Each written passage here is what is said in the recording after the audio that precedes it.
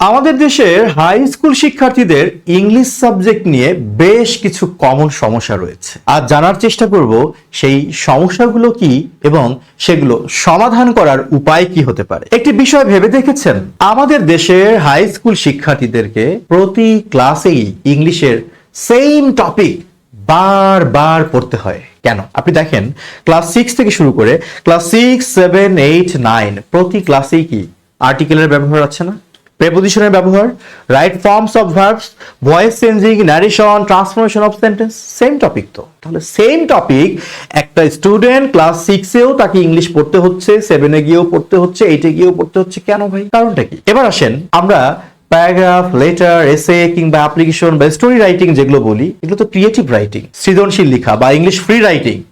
একজন শিক্ষার্থীর কাজ হলো সেগুলো তথ্য জেনে নিজের মতো করে বানিয়ে লিখবে, তাই তো? কিন্তু আপনি দেখবেন আমাদের দেশে একটা ট্র্যাডিশন আছে, একই প্যারাগ্রাফ সারা জীবন মুখস্থ করে। যেমন state beggar, state hawker, tea stall, the rainy season. এই টাইপের প্যারাগ্রাফ যে রচনা সারা জীবন সে মুখস্থ করতেছে। তাহলে এখান থেকে তার মুক্তি কবে হবে? এবং আরেকটি বিষয় লক্ষ্য করবেন, মডেল কোশ্চেন সমাধান। ইংলিশ ফার্স্ট পেপার মানে English first paper, English for today বই থেকে যে প্যাসেজগুলো গুরুত্বপূর্ণ সেই প্যাসেজগুলোর উপর কিছু তৈরি করা রেডিমেড কিছু মডেল কোশ্চেন্স থাকবে, সেগুলোর উত্তর থাকে, সে সেগুলোই শেখে। এতে কি তার রিডিং স্কিল আদৌ উন্নতি হয়? আমার মনে হয় না। এই যে শিক্ষার্থীদের একটা কমন প্রবলেম, বেসিক গ্রামার একই টপিক বারবার শিখতে হচ্ছে, যেগুলো বানিয়ে লেখার কথা সেটি মুখস্থ করতে হচ্ছে, আর যেখানে রিডিং স্কিল বৃদ্ধি করার কথা সেখানে তাকে মডেল কোশ্চেন মুখস্থ করতে হচ্ছে। প্রশ্ন হলো, এখান থেকে বের হওয়ার আসলে উপায়টা, শিক্ষার্থীদের মুক্তি মিলবে কিভাবে? অবশ্যই সেই বিষয়টি নিয়ে আলোচনা করার জন্যই আজকের এই ভিডিও। যদি আপনার একটু ধৈর্য নিয়ে আমার কথা শুনতে পারেন, আমার মনে হয় আপনার সন্তানের জন্য অভিভাবক হিসেবে আপনি যথেষ্ট ভালো গুরুত্বপূর্ণ ভূমিকা পালন করতে পারবেন। আমরা যদি প্রথমে বেসিক ইংলিশ গ্রামার নিয়ে কথা বলি, আমরা কি করি?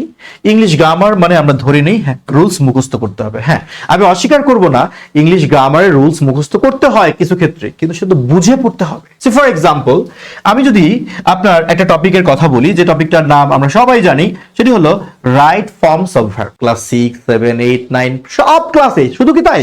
একাডেমিক লেখাপড়া শেষ করে যখন ক্যারিয়ার বা চাকরির বাজারে আসে, বিসিএস প্রিলিমিনারি পরীক্ষা দেয়, ব্যাংকে চাকরির জন্য পরীক্ষা দেয়, সেখানেও কিন্তু ওই রাইট ফর্মস অফ ভার্বস আছে। একই জিনিস সারা জীবন সে শিখতেছে। এর পিছনে কারণটা কি? কারণ হলো সে জানে না রাইট ফর্মস অফ ভার্বস বলতে আসলে কি বোঝায়। লক্ষ্য করবেন, আমরা যাদেরকে ভার্ব বলে থাকি, এই ভার্বগুলো আসলে কয়টা রূপে বসতে পারে? একটা ভার্ব বাক্যে হয় V1 প্রেজেন্ট ফর্ম হিসেবে বসবে, অথবা V2 পাস্ট ফর্ম হিসেবে বসবে, কিংবা V3 পাস্ট পার্টিসিপল হতে পারে, কিংবা ভার্বের সাথে আইএনজি যোগ হতে পারে, কিংবা ভার্বের বেস ফর্মের পূর্বে টু যুক্ত হয়ে ইনফিনিটিভ হতে পারে, অথবা ভার্বটা পেসিভ মোডে বসতে পারে। এই যে 1, 2, 3, 4, 5, 6 এই 6টা ফর্মের বাইরে কি ভার্ব ব্যবহার হয়? সম্ভবত না। তাহলে আমরা রাইট ফর্মস অফ ভার্বসকে কেন একটা টপিক হিসেবে শিখতে যাব? বরং আমরা এই 6টি ভার্বের পূর্ণাঙ্গ ব্যবহার শিখব। আমরা শিখব কখন পার্টিসিপল হয়, আমরা শিখব কখন পাস্ট ফর্মের প্রয়োগ হয়, কখন পেসিভ করতে হয়। যদি এই প্রয়োগগুলো শেখা যায়, তাহলে আমার মনে হয় না যে একই টপিক সারা জীবন তাকে রুলস মুখস্থ করতে হবে। এই যে একটা কৌশল, এই কৌশলটার মধ্য দিয়ে কিন্তু আপনি শুধু রাইট ফর্মস অফ ভার্বস না, ইংলিশ গ্রামারের যত টপিক আছে সেগুলো একবার শিখলে সারা জীবন সেটা সে রাইটিং এ বলেন কিংবা এমসিকিউ সলভের ক্ষেত্রে বলেন, সে প্রয়োগ করতে পারবে। সো বেসিক ইংলিশ গ্রামার যেটা আমরা বলি, আমার মনে হয় না এটা ডাইরেক্ট রুলস মুখস্থ করার বিষয়, বরং এটা বুঝে পড়ার বিষয়। এবার আসেন, যদি রাইটিং পার্টের কথা বলি, আমরা কি করি? ঠাড়া পড়া মুখস্থ। টিচার তাকে দিচ্ছে একটা শিট, তুমি এটা মুখস্থ করো। সে একটা গাইড কিনছে, সে একটা প্যারাগ্রাফ মুখস্থ করবে। এভাবে কতদিন? এভাবে ওয়ান টাইম পড়াশোনা করে আমার মনে হয় যে আমরা আমাদের সন্তানদের মস্তিষ্কে হাতুড়ি দিয়ে বাড়ি দিচ্ছি। এটা আমার ধারণা, আমি জানি না আপনি কি মনে করবেন। কারণ আমি তাকে একই জিনিস বারবার মুখস্থ করাচ্ছি। কেন আমরা একটু ভিন্ন ভাবে যেতে পারি না? সে ফর এক্সাম্পল, একটা প্যারাগ্রাফের কথা বলি, সেটা হলো স্ট্রিট বেগার। এই প্যারাগ্রাফটি সারা জীবন মুখস্থ করে। বাংলাদেশে তো কিছু কমন প্যারাগ্রাফ আছে যেগুলো পরীক্ষায় আসে, তার মধ্যে ধরে নিলাম স্ট্রিট বেগার। তাহলে যখন ও স্ট্রিট বেগার সম্পর্কে একটা অনুচ্ছেদ লিখতে যাবে, আমরা যদি ওখানে ওকে একটু ফ্রি হ্যান্ড রাইটিং এর কৌশল শেখাই, তাহলেই তো হয়ে যায়। একটা বাংলা বাক্য ওকে আমি বললাম, আমার যে শিক্ষার্থী তাকে আমি বলি যে তুমি রাস্তার ভিক্ষুক বলতে কি বুঝো? ও বলল রাস্তার ভিক্ষুক হলো এমন একজন ব্যক্তি যিনি বাড়িতে বাড়িতে ভিক্ষা করেন। তো চলো আমরা এটাকে ট্রান্সলেট করে ফেলি। এখানে রাস্তার ভিক্ষুক হলো এমন একজন ব্যক্তি, তুমি আগে এইটুকু ইংলিশ করো। রাস্তার ভিক্ষুকের ইংলিশ কি বাবা? ও বলল যে স্ট্রিট বেগার। এটা হলো রাস্তার ভিক্ষুকের ইংলিশ হয়ে গেল। এবার হলোর জন্য কি? ইজ। এমন একজন ব্যক্তি, সাস আ পারসন, বা আমি লিখলাম যা পারসন, একজন ব্যক্তি। আচ্ছা, এবার বলছি কি? যিনি। যিনির জন্য কি? হু হবে। তাহলে হু বলতে যে বা যিনি, হু। এবার পরের অংশে কি বলছে? যিনি বাড়িতে বাড়িতে ভিক্ষা করেন। তো এই অংশের মধ্যে ভার্ব কোনটা? এই অংশের ভার্ব হলো ভিক্ষা করেন। তাহলে ভিক্ষা করার ইংলিশ কি? বেক। আচ্ছা, তো এখানে শুধু বেক লিখলেই হয়, বেক ফর আর্মস লেখা জরুরি না। তো আমি লিখে দিলাম হু বেকস। তাহলে হু বলতে কাকে বোঝাচ্ছে? এই ভিক্ষুক বা ওই ব্যক্তিকে বোঝাচ্ছে। তো এই ব্যক্তিরা যেহেতু থার্ড পারসন সিঙ্গুলার নাম্বার, তাহলে তোমাকে ভার্বের সাথে এস যুক্ত করতে হবে, বেকস। যিনি ভিক্ষা করেন। কোথায়? যিনি ভিক্ষা করেন কি? বাড়িতে বাড়িতে। তাহলে আমি বলতে পারি যে ফ্রম হাউস টু হাউস তুমি লিখতে পারো, তবে কিছু ফ্রেজ আছে যেগুলো প্রচলন আছে যা এরকম অর্থ প্রকাশ করে, যেমন ফ্রম ডোর টু ডোর, অর্থাৎ বাড়িতে বাড়িতে। তাহলে সুন্দর করে কিন্তু একটা বাক্য লিখলো একদম সচেতন ভাবে, যে a street beggar is a person who begs from door to door. যদি এই বাক্যটা তাকে এভাবে বোঝানো যায়, তাহলে আপনি নিশ্চিত থাকেন সিমিলার যে কোনো সেন্টেন্স সে লিখতে পারবে। এবার যদি তাকে বলা হয় যে পথের ফেরিওয়ালা হলো এমন একজন ব্যক্তি যিনি পথে পথে জিনিসপত্র বিক্রি করেন, ও পারবে না? পারবে। ও জানে যে পথের ফেরিওয়ালা, তাহলে ও আবার লিখবে কি? আ স্ট্রিট হকার, তার মানে পথের ফেরিওয়ালা। হলো, হলোর ইংলিশ কি? ইজ। এমন একজন ব্যক্তি, সাস আ পারসন বা আ পারসন। একই রকম ভাবে আমরা দেখতেছি যেখানে লেখা আছে যিনি, যিনির জন্য কি? হু। এবার ভার্বটা কি? যে তিনি বিক্রি করেন। সো বিক্রি করার ইংলিশ কি? সেল। তাহলে আমি কি লিখবো? Sells, third person singular. এবার কি বিক্রি করেন? জিনিসপত্র। জিনিসপত্রের জন্য ওর মাথায় যা আসে তাই লিখুক না, গুডস লিখবে, লিখুক, প্রোডাক্টস লিখবে, লিখুক। কোথায় বিক্রি করেন? পথে পথে। ও হয়তো আগেরটার মতো করে লিখতে চাবে যে ফ্রম স্ট্রিট টু স্ট্রিট, পথে পথে। এটা যে একদম ভুল তা না, তবে ওকে যদি বোঝানো যায় যে তুমি এটা না লিখে যদি লিখো যে অ্যালং দ্য স্ট্রিট, মানে পথ ধরে ধরে সে হাটে আর এগুলো বিক্রি করে। বিশ্বাস করেন, এভাবে যদি কেউ শেখে, ওর মস্তিষ্কে কখনোই চাপ মনে হবে না, বরং সে তার কাছে এটা কাইন্ড অফ এন্টারটেইনমেন্ট, একটা বিনোদনের উৎসের রূপান্তর হয়ে যাবে। সে ফ্রি হ্যান্ড রাইটিংটাও শিখলো, সে অনুবাদও শিখলো, তার মুখস্থ করতে হলো না। খুব কঠিন কিন্তু কাজ না। আমি যদি একটা স্টুডেন্টকে একটা প্যারাগ্রাফ শেখাতে চাই, আমি বাংলায় এরকম 10টা থেকে 15টা বাক্য নিলাম, আমার বেশি সময় লাগবে না, 1 ঘন্টা ক্লাস হলে যথেষ্ট। এই 15টা বাক্য আমি ওকে সুন্দর করে করে ট্রান্সলেট করাই দিলাম। এভাবে যদি ওকে 10টা প্যারাগ্রাফ শেখানো যায়, বিলিভ মি, এরপরে আপনি যে কোনো টপিকের উপর ওকে অনুচ্ছেদ লিখতে দিবেন, ওর যদি তথ্য জানা থাকে ও কিন্তু বানিয়ে লিখতে পারবে। আমার মনে হয় ঠিক এইভাবে শুধু প্যারাগ্রাফ না, প্যারাগ্রাফ, লেটার, এসে, অ্যাপ্লিকেশন, স্টোরি শেখানো উচিত। তাহলে সত্যিকার অর্থে সে যদি যে কোনো একটা লেভেলে এই ফ্রি রাইটিং শিখতে পারে, তার লাইফের একাডেমি টু ক্যারিয়ার যে কোনো লেভেলে আমার মনে হয় ফ্রি রাইটিং নিয়ে তার কিন্তু দুশ্চিন্তা থাকবে না। তা না হলে কি হবে জানেন? যদি মুখস্থ করে, তাকে ক্লাস 6 থেকে শুরু করে চাকরির পরীক্ষা পর্যন্ত সারা জীবন তাকে মুখস্থ করতে হবে।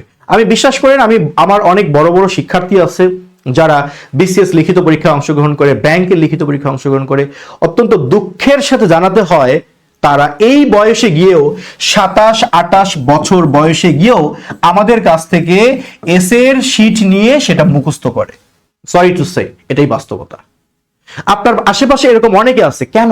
কারণ তার ছোটবেলায় যে ইংলিশ রাইটিং এর একটা ফাউন্ডেশন দরকার আছে, এটা সে কখনো প্রয়োজন মনে করেনি, কিংবা তার গার্ডিয়ানরা হয়তো এটা ফিল করতে পারেনি। তো আমি মনে করি হাই স্কুল শিক্ষার্থীদের ইংলিশ রাইটিং যদি আপনি সমাধান করতে চান, তাহলে তাকে ইংলিশ ফ্রি রাইটিংটা শিখতে হবে। এবার আসেন, আমরা যদি ইংলিশ ফার্স্ট পেপার বা রিডিং কম্প্রিহেনশন বা প্যাসেজ সলিউশনের কথা বলি, আমরা কি করি? যে যখন একজন শিক্ষার্থী ক্লাস 6-এ থাকে, আমরা ক্লাস 6-এর প্যাসেজগুলো তাকে সলভ করাই। নো, এটা সলিউশন না। আমি বলবো মডেল কোশ্চেন সমাধান নয়, বরং আমার একটা টেকসই সমাধান দরকার। আমি ওকে ওর রিডিং স্কিল ডেভেলপ করার জন্য, ইমপ্রুভ করার জন্য আমি রিডিং স্ট্র্যাটেজি শেখাবো। ও রিডিং স্ট্র্যাটেজি যদি শিখতে পারে, তাহলে ক্লাস 6 কেন, 7, 8, 9, 10 যে কোনো ক্লাসের বলেন, কিংবা যে কোনো একটা আর্টিকেল যদি ওর সামনে দেওয়া হয়, ও এটা পড়ে উপলব্ধি করতে পারবে। সেটা কিভাবে সম্ভব? ফর এক্সাম্পল, এটা একটা প্যাসেজ, এটা ক্লাস 9-এর একটা ইংলিশ ফর টুডে বই থেকে একটা প্যাসেজ নেওয়া হয়েছে। এটা যখন ওকে কেউ পড়াতে যাবে বা ও যখন এটা পড়বে, ওর কাজ হলো প্রত্যেকটা শব্দের মিনিং জানা, সিনোনিমস অ্যান্টোনিমস জানা, এখানে কোনগুলো গ্রুপ ভার্বস, এখানে কোনগুলো ক্লোজের কাজ করেছে, কোনগুলো ফ্রেজের কাজ করেছে শেখা। সত্যি বলতে কি জানেন, ইংলিশ ফার্স্ট পেপার অনেকেই পড়তে চায় না, কিন্তু আমি মনে করি ইংলিশ ফার্স্ট পেপারই হচ্ছে ইংলিশ সেকেন্ড পেপারের উৎস। আপনি গ্রামারে কি চান, parts of speech, phrase, clause, active প্যাসিভের প্রয়োগ সব আছে এই একটা প্যাসেজের ভেতরে, একটা টেক্সটের ভেতরে, সবই আছে এখানে। আমরা আসলে হয়তো অনেকে পড়াতে জানি না, অথবা এমন হতে পারে আমরা পড়তে চাই না। এই দুইটার যে কোনো একটা কারণ, এছাড়া অন্য কোনো কারণ নেই। আমি যদি আমার একটা স্টুডেন্টকে এই পুরো প্যাসেজটা সুন্দর করে ওয়ার্ড সহ বুঝাই, এখানে কোনগুলো কনজাংশনের ব্যবহার, এই যে এখানে একটা নেইদার নরের ব্যবহার আছে, আমি যদি এখানে ওকে নেইদার নরের ব্যবহারটা একবার শেখাই দেই, এটা ও রাইটিং এ প্রয়োগ করতে পারবে। কিন্তু তা তো আমরা করি না। আমরা জাস্ট এই প্যাসেজটা পড়ে মডেল কোশ্চেন সলভ করি, কোশ্চেন উত্তর সলভ করি, পরীক্ষায় কমন পাই, মূল উদ্দেশ্য। ফলাফল প্রতি ক্লাসেই এই জিনিস পড়তে হয়। ও যদি এই প্যাসেজটা, একটা স্টুডেন্ট যদি এই প্যাসেজটা খুব ভালো করে পড়ে, পড়ার পর ওকে যদি বলা হয় যে তুমি প্যাসেজটা পড়ে কি বুঝেছো, বাংলায় 4 লাইনে লিখে দাও এর মূল ভাবটা, ও বাংলা 4 লাইন লিখে দিল। এবার ওকে বলা হলো যে তুমি এবার এই বাংলা 4 লাইনকে ইংলিশে ট্রান্সলেট করো তো বাবা। কি হলো? অনুবাদ প্র্যাকটিস হলো, সামারি লেখা শিখলো। যে একটা টেক্সট পড়ে সামারাইজ করতে পারবে, সে সেই প্যাসেজ থেকে যে কোনো প্রশ্ন আসুক সে প্যারাফ্রেজিং করে উত্তর লিখতে পারবে। এটার গ্যারান্টি ওয়ারেন্টি আমি দিতে পারি। এটাই হচ্ছে আপনার ইংলিশ ফার্স্ট পেপারের জন্য টেকসই সমাধান। এবার আপনাকে যদি বলা হয় এই বিষয়গুলো মাথায় রেখেই আপনাদের ইংরেজি শেখার জনপ্রিয় অনলাইন প্ল্যাটফর্ম ইএনজি লার্নিং তথা আমি রুবেল রানা, আপনারা জানেন ইএনজি লার্নিং এর ইংলিশ ক্লাস নেয়ার মতো শিক্ষক একজনই, সেটা হলো আমি রুবেল রানা। আমি রুবেল রানা বাংলাদেশের হাই স্কুল শিক্ষার্থীদের জন্য একটা চমৎকার ইংলিশ কোর্স শুরু করতে যাচ্ছি। আমি খুব করে চাচ্ছি এক কোর্সেই যেন ক্লাস 6 to 9, এক কোর্সেই যেন ক্লাস 6 to 9 যে কোনো শিক্ষার্থী, 6 থেকে 9 যে কোনো শিক্ষার্থী যেন একটা কোর্স করেই তার সারা জীবনের অর্থাৎ হাই স্কুল লাইফের ইংরেজির চূড়ান্ত সমাধান পেয়ে যায়। এর লক্ষ্যেই আমার এই এক কোর্সেই হাই স্কুল ইংলিশ। আপনার যদি একটু সময় থাকে আমি একটু জানাতে চাই যে আমরা এই কোর্সে আসলে কি রেখেছি। আমরা এই কোর্সে এতক্ষণ ধরে আমি যে প্রবলেমগুলো নিয়ে কথা বললাম সেগুলোকে ফোকাস করে আমরা 5টা পার্ট খুঁজে বের করেছি। আমার মনে হয়েছে যে একজন হাই স্কুল শিক্ষার্থীর যদি আমি ইংলিশ প্রবলেমের কমপ্লিট সলিউশন দিতে চাই, তাকে তার গ্রামার স্কিল বৃদ্ধি করাতে হবে, reading skill, writing skill, vocabulary করাতে হবে, শেখাতে হবে এবং প্র্যাকটিস করাতে হবে। এই 5টা বিষয় নিয়ে আমি কতগুলো অধ্যায় সাজিয়েছি। লাইক চ্যাপ্টার 1, প্রথম অধ্যায়, এগুলোর উপর আমরা অনেকগুলো ক্লাস নিব। প্রথম অধ্যায়ে কি আছে? Parts of speech. আমরা এখানে কি করব? আমরা এখানে প্রথমে identification of parts of speech শিখব। অর্থাৎ ও যেন একটা ইংলিশ টেক্সট থেকে প্রত্যেকটা ওয়ার্ড দেখে বলতে পারে কোনটা নাউন, কোনটা প্রোনাউন, কোনটা ভার্ব, কোনটা অ্যাডজেক্টিভ, কোনটা প্রেপোজিশন, কোনটা অ্যাডভার্ব, ও যেন খুঁজে বের করতে পারে। এটা আমরা শেখাবো। তারপর হ্যাঁ, আমরা পার্টস অফ স্পিচের ডিটেইলসে যাবো। আমরা নাউনের ক্লাসিফিকেশন নিয়ে কথা বলবো, ভার্ব নিয়ে কথা বলবো, বাট আরো পরে। আমরা identification of parts of speech ওকে শেখানোর পর আমরা শেখাবো transformation of parts of speech. মানে ও যেন একটা ভার্ব, সে একটা ভার্ব হলো কন্ট্রিবিউট, এই ভার্বটাকে যেন ও নাউনে রূপান্তর করতে পারে। দ্যাট মিনস কন্ট্রিবিউটকে যেন সে কন্ট্রিবিউশন করতে পারে। আপনি হয়তো বলতে পারেন এটা কেন শিখবে আমার সন্তান, তার তো সিলেবাসে নেই। অবশ্যই আছে। সিলেবাসে কি আছে? সাফিক্স প্রেফিক্স আছে না? এই যে সাফিক্স প্রেফিক্সের নামে যা শেখে আলটিমেটলি সেটা কি? সেটা তো transformation of parts of speech. এই যে একটা ভার্ব ছিল কন্ট্রিবিউট, কন্ট্রিবিউটের শেষে আমি কি যোগ করলাম? শন। এই যে শনটা তো একটা সাফিক্স, অথচ আমরা তার মাথায় সাফিক্স প্রেফিক্সকে অন্যভাবে ঢুকাই দিচ্ছি। সেটা কিন্তু পার্টস অফ স্পিচের বিষয়। তো আমরা ওকে শেখাবো ওয়ার্ড ফরমেশন বা transformation of parts of speech. আমরা চলে যাব আর্টিকেলের ব্যবহার, এ এন্ড দি। এখন আর্টিকেলের ব্যবহার আমরা কত জটিল করে বলি তাদের, তাই না? আমরা বলি যে শব্দের প্রথম বর্ণ যদি ভাওয়েল হয় তাহলে অ্যান হবে, কনসোনেন্ট হলে এ হবে। অথচ আমরা ওকে ভাওয়েল সাউন্ড গুলো শেখালেই কিন্তু সে একবারে কোথায় এ কোথায় এন বসাতে পারে। আর্টিকেলের ব্যবহার শেখাবো, আমরা অ্যাডজেক্টিভ সম্পর্কে, অ্যাডভার্ব সম্পর্কে আরো ডিটেইলস শেখাবো, যেন সে যে কোনো ক্লাসের adjective adverb related filling blanks হোক, এমসিকিউ হোক, কিংবা সেন্টেন্স পরিবর্তন হোক, কিংবা ডিগ্রির পরিবর্তন হোক, সে যেন সলভ করতে পারে। খেয়াল করে যান, এগুলো কিন্তু 6 থেকে 9 এর যে কোনো ক্লাসের টপিক এখানে যুক্ত আছে।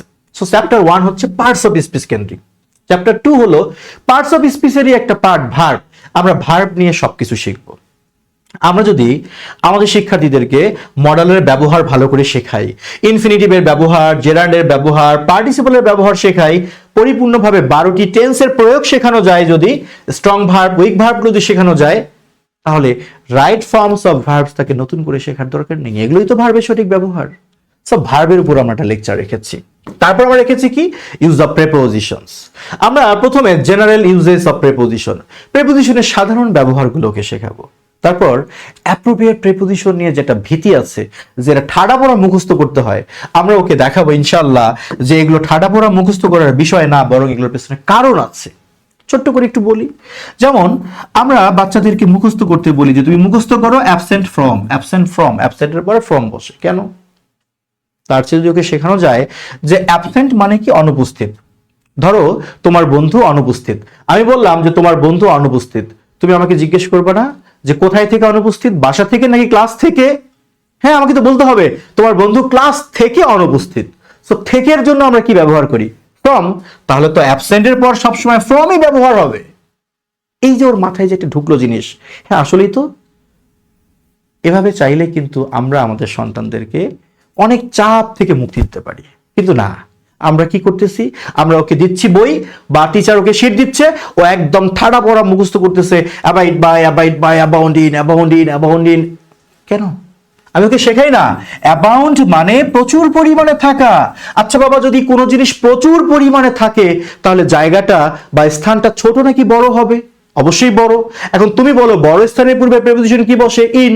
তাহলে যখন কোনো অবস্থান বুঝাবে তখন অ্যাবাউন্ডের পর ইনই বসবে। এইভাবে আমরা ওদেরকে প্রেপোজিশন শেখাতে চাই। তারপর ফিলিং ব্ল্যাঙ্কস গুলো আমরা প্র্যাকটিস করাতে চাই। চ্যাপ্টার 4 আমরা সেন্টেন্স নিয়ে যত কাহিনী আছে সব শেখাবো। অ্যাসার্টিভ থেকে এক্সক্লামেটরি সেন্টেন্স, সিম্পল থেকে কমপ্লেক্স সেন্টেন্স, কম্পাউন্ড সেন্টেন্স তৈরি করা শেখাবো। তারপর আমরা সেটাকে ট্রান্সফর্ম করা শেখাবো, বাট প্রচলিত রুল দিয়ে না। আমরা ওকে সাবঅর্ডিনেট ক্লোজ, কোঅর্ডিনেট ক্লোজ তৈরি করিয়ে যে কোনো সেন্টেন্সকে কমপ্লেক্সে কনভার্ট করা শেখাবো, বাট সেটা গতানুগতিক নিয়ম দিয়ে না।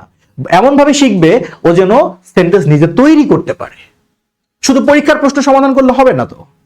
এরপরে আমরা ওকে শেখাবো ভয়েস চেঞ্জিং, শেখাবো আমরা ন্যারেশন, শেখাবো আমরা capitalization and punctuation. That means use of capital letters and punctuation mark, এগুলোর ব্যবহার খুব গুরুত্বপূর্ণ। বাংলাদেশের বিসিএস লিখিত পরীক্ষার্থীদেরকেও এগুলো পড়তে হয়, তাদেরও এগুলো আসে পরীক্ষায়। তারপর আমরা শেখাবো সাফিক্স প্রেফিক্স, প্র্যাকটিস করাবো। আমরা শেখাবো use of linking words or connector. Connector শুধু ওর 6, 7, 8, 9 এর ক্লাসে না, বরং কানেক্টরের ব্যবহার সে না শিখলে লং সেন্টেন্স লিখতে পারবে না। আমরা সেটা মাথায় রেখে শেখাবো। আমরা শেখাবো ট্যাগ কোশ্চেন। শুধু হাই স্কুলের পরীক্ষার প্রশ্নে আসে না, বরং ট্যাগ কোশ্চেন তুমি তোমার দৈনন্দিন জীবনেও ব্যবহার করো। তো সেটা স্পোকেন ইংলিশ কিংবা ইংলিশ রাইটিং এ তুমি কেমনে প্রয়োগ করবে, আমরা সেটা শেখাবো। তাহলে তার কাছে প্রশ্ন একটা মামুলি বিষয় হয়ে যাবে। আমরা ওকে শেখাবো কমপ্লিটিং সেন্টেন্সেস। এরপরে আমরা শেখাবো চ্যাপ্টার 11 এ গিয়ে ফিলিং ব্ল্যাঙ্কস। যত ফিলিং ব্ল্যাঙ্কস আছে, সেটা হোক ফিলিং ব্ল্যাঙ্কস উইথ ক্লুজ কিংবা উইদাউট ক্লুজ, কিংবা টেবিল দিয়ে সেন্টেন্স তৈরি করা বলেন, সবই শেখাবো। কিন্তু বাস্তবতা কি? বাস্তবতা আমাদের দেশে with clues, without clues, selective কিছু টপিক থাকে, প্রশ্ন থাকে, বিগত বছরের বোর্ড কোশ্চেন, আমরা সেগুলোই সলভ করি। পরীক্ষা যদি কমন না পড়ে তখন কি করবে? আপনি যা সলভ করেছেন বা করিয়েছেন আপনার সন্তানকে, যদি পরীক্ষায় কমন না আসে ও কি করবে? এটা তো ভাবা দরকার। সো ওকে এমনভাবে শিখতে হবে যেন ও পরীক্ষার কমন আশাই না করে, ও যা আসে ও যেন লিখতে হয়। এর জন্য ভোকেবুলারি, লেক্সিকন যা সমৃদ্ধ করা লাগে আমরা করব। বললাম তো, কথা দিচ্ছি আমরা সেটা করবো ইনশাল্লাহ। আমরা চ্যাপ্টার 12 এ গিয়ে ও রিডিং স্কিল সমৃদ্ধ করাবো। আমরা আগেই একটা প্যাসেজ সলভ করব না, আমরা আগে রিডিং স্ট্র্যাটেজি শেখাবো। যে স্ট্র্যাটেজি অবলম্বন করে সে যে কোনো একটা ইংলিশ টেক্সটের মেইন থিম যেন বুঝতে পারে, তার জন্য সামারি লিখতে পারে, তার থেকে যে কোনো এমসিকিউ যেন সলভ করতে পারে, ট্রু নাকি ফলস যেন বলতে পারে, কেন ফলস কারণ যেন বলতে পারে। এরপর আমরা কিভাবে প্যারাফ্রেজিং করে শর্ট কোশ্চেন্স এর উত্তর করতে হয় সেটা শেখাবো।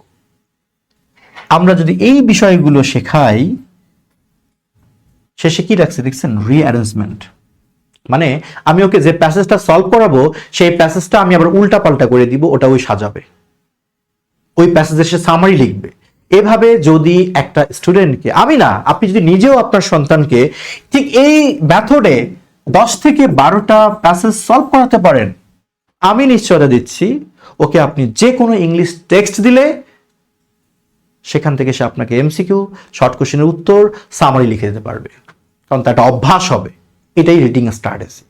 এটা আমরা ক্লাসরুমে আরো বিস্তারিত নিয়ে কথা বলবো। এভাবে আমরা ওর রিডিং স্কিল সলভ করাবো, ইমপ্রুভ করাবো। ও শুধু ওর ক্লাসের না, ও ওর আগের ক্লাস, পরের ক্লাসের যে কোনো ক্লাসের টেক্সট যেন সলভ করতে পারে। পরীক্ষায় প্যাসেজ কমন পড়ুক বা না পড়ুক, ডাজন্ট ম্যাটার, সে যেন সলভ করতে পারে। এটা হলো আমাদের রিডিং স্কিল। আমরা রাইটিং পার্ট সলভ করাবো। আমার খুব খারাপ লাগে, খুব দুঃখ লাগে, কষ্ট লাগে। আমার নিজেরও একটা সন্তান আছে, যে আমার একটা ছেলে আছে যে এখন ক্লাস 5-এ পড়ে। আলহামদুলিল্লাহ, আবারও আলহামদুলিল্লাহ, যে আমার বলতে ভালো লাগে যে আমার ছেলে আলহামদুলিল্লাহ, সে কখনো, তাকে আমি প্যারাগ্রাফ মুখস্থ করতে হয় না, লেটার মুখস্থ করতে হয় না। আমি ওকে পড়াইছি বলে না, আমি ওকে ওভাবে অভ্যস্ত করেছি। আলহামদুলিল্লাহ, সে লিখতে পারে। বিলিভ মি, ওকে যদি কেউ এখন বলে যে আমি এই প্যারাগ্রাফটা মুখস্থ করব, ও হয়তো মনে মনে হেসে ফেলবে যে কি বলে, এটা মুখস্থ করবে মানে, মানে মুখস্থ যে করতে হয় এই কনসেপ্টে ওর মাথায় আমি দেইনি। তো একবার ক্লাস 3-তে ওর ক্লাস টিচার, আমি একটা প্যারাগ্রাফ লিখে দিয়েছিলাম, ওকে শেখাইছিলাম যে তুমি এভাবে লিখতে পারো, ওর মতো বানিয়ে লিখছে। ওর স্কুল টিচার ওকে বলছে এটা চলবে না। আমি স্কুলে গিয়ে খুব সুন্দর করে তাকে বুঝিয়েছি যে মিস, আপনি এভাবে প্লিজ বলবেন না, বরং স্টুডেন্টরা যদি ক্রিয়েটিভ কিছু নিয়ে আসে আপনি যেভাবে পারেন একটু প্রশংসিত করবেন। ভদ্রমহিলা খুবই ভালো মানুষ, উনি আমার কথা রেখেছেন, এবং এরপর থেকে উনি নিজেও ওনার স্টুডেন্টদেরকে ইন্সপায়ার করেছেন। এমন শিক্ষকদেরকে আমি সবসময় স্যালুট জানাই। এই যে আমার ছেলে রাইটিংটা শিখছে, আলহামদুলিল্লাহ, যদি ওর মাথায় তথ্য থাকে ও যে কোনো বিষয় লিখতে পারে, তাহলে সব সন্তানরাই পারবে। এজন্য আমরা আগে ইংলিশ ফ্রি হ্যান্ড রাইটিং শেখাবো। ওর যা মন চায় তাই যেন লিখতে পারে ইংলিশে। হ্যাঁ, হতে পারে তার ওয়ার্ডগুলো একটু অনুন্নত হতে পারে, তার ভোকাবুলারির অভাব থাকতে পারে, একদিনে মানুষ শিখবে না। ওর ভান্ডারে যা আছে তাই দিয়ে লিখুক না, ও ডে বাই ডে ওয়ার্ডও শিখুক। ইংলিশ ফ্রি হ্যান্ড রাইটিং শেখানোর পর তারপর আমরা ওকে লেটারের ফরম্যাট শেখাবো, ইমেল কিভাবে লিখতে হয় সেই ফরম্যাট শেখাবো, বাট মুখস্থ করাবো না। ও বানাই লিখবে, আমরা কারেকশন করে দিব। আমরা ওকে শেখাবো সকল ধরনের অ্যাপ্লিকেশন, প্যারাগ্রাফ, স্টোরি, ডায়ালগ, এগুলো আমরা শেখাবো। ভাবছেন এই দেশে ডায়ালগ মুখস্থ করতে হয়? এটা অত্যন্ত দুঃখের কথা। আমি জানি আমার এই কথা নিয়ে অনেকে সমালোচনা করবেন, কিন্তু বাস্তবতা কি বলতে পারবেন? ডায়ালগ কি মুখস্থ করার বিষয়? একটা কাল্পনিক সংলাপ লিখবে একজন শিক্ষার্থী, সেটা তাকে বই থেকে মুখস্থ করতে হয়। এই দুঃখ আপনি কোথায় রাখবেন? হয়তো বা হাসতে পারেন যে কি বলে, সবাই তো তাই করে। আসলে কেন করে? এটা কি মুখস্থ করার কথা? ডায়ালগ কি মুখস্থ করার কথা? এর ফলাফল কি জানেন? এর ফলাফল বাংলাদেশের শিক্ষার্থীদেরকে গ্রাজুয়েশন, পোস্ট গ্রাজুয়েশন শেষ করার পরেও ওই তাকে এসে মুখস্থ করতে হয়। এভাবে কতদিন? আপনি বলতে পারেন আমি রীতিমতো একটা বিপ্লব ঘটাতে চাচ্ছি, আমি একটা আন্দোলন নিয়ে এসেছি। সেটা হলো যে বাচ্চাদেরকে মুখস্থ করার কষ্ট থেকে প্লিজ একটু মুক্তি দেন। আমার কাছে পড়ানোর দরকার নেই, যেখানে পড়ালে ও ইংলিশ রাইটিং শিখবে সেখানেই পড়ান, তবু বাচ্চাদের উপর এত এত চাপ দেওয়া যাবে না। ক্লাস 9-এর একটা student physics, chemistry, biology, higher math পড়তেছে, আবার এগুলো মুখস্থ করতেছে। প্রত্যেকটা জীবন। আমার ভীষণ খারাপ লাগে। এই বিষয়গুলো মাথায় রেখে আমি রাইটিং পার্টটা এখানে সংযোজন করেছি। তাহলে আপনি এখানে কি পাচ্ছেন না? সবই পাচ্ছেন। বেসিক গ্রামার পাচ্ছেন, ইংলিশ ফ্রি হ্যান্ড রাইটিং পাচ্ছেন, রাইটিং পার্ট পাচ্ছেন, রিডিং স্কিল ইমপ্রুভ করার মতো সকল ক্লাস পাচ্ছেন। এই সব কিছু নিয়ে আমার এই কোর্সে তো ক্লাসের সংখ্যা একটু বেশি হবেই, এটাই স্বাভাবিক। আমার এখানে ক্লাসের সংখ্যা হচ্ছে, আপনি ধরতে পারেন মোর দ্যান 50+ লেকচার হবে। প্রয়োজন হলে আমি আরো ক্লাস বাড়াবো। আমি তৃপ্তি মতো শেখাতে চাই। আর আমরা পিডিএফ শিট দিব প্রায় 30+। প্রশ্নোত্তর 50টা ক্লাস, 30টা পিডিএফ কেন? আমরা কয়েকটা লেকচারকে মিলে তো পিডিএফ শিট দিব। ওই পিডিএফ গুলো ওদের প্রয়োজনীয় হবে। এরপর আমরা লাইভ এক্সাম নিব। সত্যি বলতে অনলাইনের কিছু লিমিটেশন আছে, অনলাইন কোর্সের কিছু সীমাবদ্ধতা আছে, বিশেষ করে সেটা যদি জুনিয়রদের কোর্স হয় সীমাবদ্ধতা আছে। যেমন সিনিয়রদের কোর্সে এক্সাম এমসিকিউ স্টাইলে নেওয়া যায়, বাট ক্লাস 6, 7, 8, 9 এর স্টুডেন্টদেরকে সবসময় এমসিকিউ নেওয়া যায় না। আমরা সেই সীমাবদ্ধতার কথা মাথায় রেখে আমরা আমাদের কিছু কৌশলে আমরা ওদের কিছু লাইভ এক্সাম নিব। আমরা নিশ্চিত করব যে আমরা যা পড়াচ্ছি তা ইফেক্টিভ হচ্ছে কিনা, আমরা এটা নিশ্চিত করবো ইনশাল্লাহ। সো এই যে 50টা ক্লাস, 30টা লেকচার শিট, পিডিএফ শিট এবং লাইভ এক্সাম 20টা, এটা নিয়ে হচ্ছে আমাদের হাই স্কুল ইংলিশ কোর্স। আপনি নিঃসন্দেহে আপনার সন্তান যদি ক্লাস 6, 7, 8 কিংবা 9 এর হয়, আপনি এই কোর্সে যুক্ত করাতে পারেন। আপনার সন্তান যদি 4, 5 এর হয়, তাদের জন্য আমাদের আলাদা কিডস ইংলিশ আছে, আমাদেরকে ইনবক্সে নক করলে আমরা সেই সম্পর্কে জানাবো। এখন যদি এমন হয় যে আপনার সন্তান ক্লাস 9 এ না, সে এখন এইচএসসি পরীক্ষার্থী, হ্যাঁ, তাদের জন্য তো আমাদের আলাদা কোর্স আছে, শুধু একটু কষ্ট করে নক দিতে হবে। তো ক্লাস 6 থেকে 9 পর্যন্ত যদি আপনার সন্তান থাকে, ছোট ভাই থাকে, ছোট বোন থাকে, ভাগনা ভাগ্নি থাকে, আপনি চাইলে আমাদের এই কোর্সটাতে যুক্ত করাতে পারেন। এখানে কোর্স ফি কত হবে, ক্লাসের ধরন কি, সবকিছু নিয়ে আপনি বিস্তারিত জানার জন্য কষ্ট করে একটু এই নাম্বারে ফোন দিবেন 01605-299-524, কিংবা আমাদেরকে একটু ইনবক্সে নক করবেন, সবই জানতে পারবেন। ইএনজি লার্নিং এর কোর্স আপনি সংগ্রহ করেন কি না করেন ডাজন্ট ম্যাটার, কিন্তু আপনার সন্তানের জন্য আমরা সবসময় মন থেকে দোয়া করি যেন ও মুখস্থ করার চাপ থেকে অন্তত বেঁচে যায়। ভালো থাকবেন, আসসালামু আলাইকুম।